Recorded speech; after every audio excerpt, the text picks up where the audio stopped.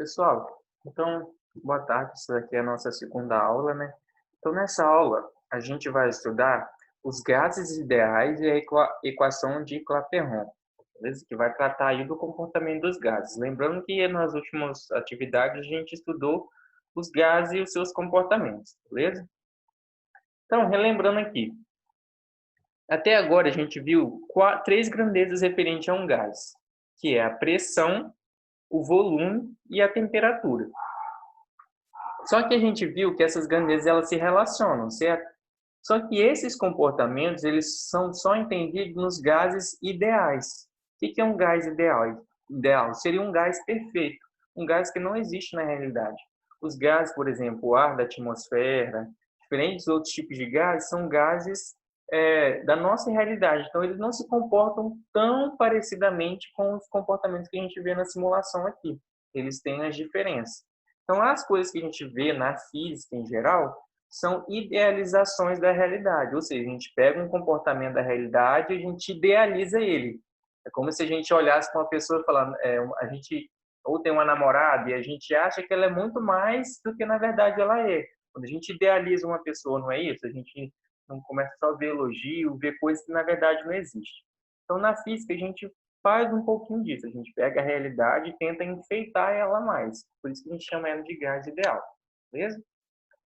Só que até agora a gente viu só três grandezas, que é a pressão, volume e temperatura. Só que existe uma quarta grandeza que também vai influenciar no comportamento do gás. Inclusive, vocês já viram em química, que é o número de mol. O que é um número de mol? O número de mol seria a quantidade de átomos que há em uma substância ou em um gás. Então, quanto maior a quantidade de átomos em um gás, maior ou em uma substância, maior vai ser o número de mol dele, certo? Então, lembrando, se eu tenho 1 grama de hidrogênio e eu tenho 1 grama sei lá, oxigênio, uma dessas substâncias vai ter maior quantidade de átomos, referente ao seu número atômico lá, isso aí já é mais para química.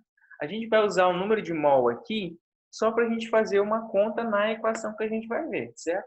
Então, relembrando, o número de mol vai ser a quarta grandeza que vai completar ali nosso estudo dos gases, certo? Então, ó, o que diz a equação de Clapeyron?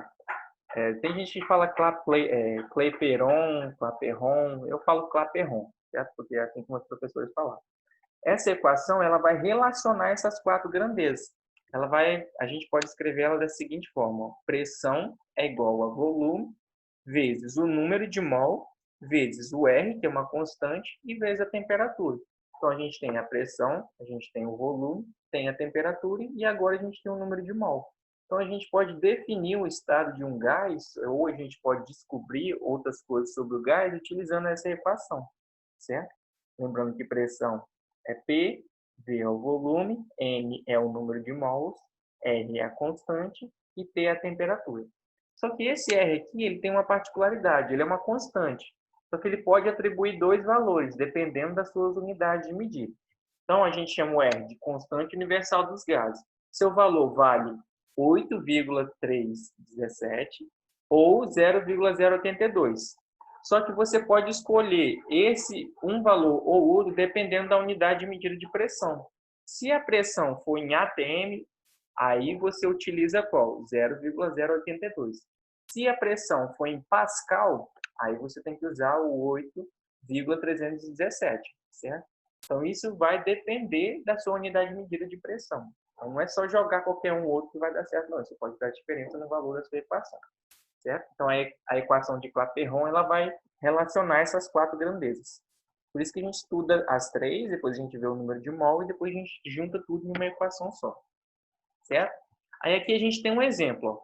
Um gás está em um recipiente de volume desconhecido. Então, a gente não sabe qual é o volume do recipiente. Então, a gente não sabe qual é o volume do gás. E a pressão dentro deste volume é de 1 atm. Então, a gente já sabe a pressão.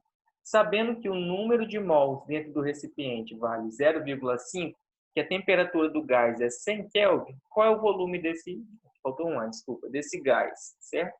Então, a gente quer saber o volume. A gente tem a pressão, a gente tem o número de mol, a gente sabe qual vale a constante e a gente tem a temperatura. Então, é só substituir esses valores aqui. Ó. A pressão é 1 atm, então O volume é o que eu quero achar, o número de mols é 0,5. Como a pressão está em atm, o meu valor é 0,082 e minha temperatura está em Kelvin. Um detalhe aqui para a temperatura. Se a temperatura estiver em Celsius, você tem que converter para Kelvin, porque aqui essa equação ela só aceita Kelvin.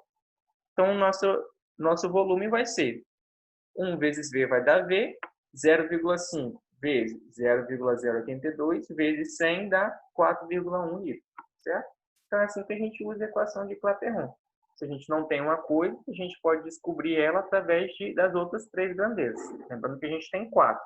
Geralmente, ele não vai te dar uma e vai pedir para você achar esse valor através das outras três que você tem. Pode ser volume, pressão ou temperatura. Certo? Então, a aula foi sobre isso.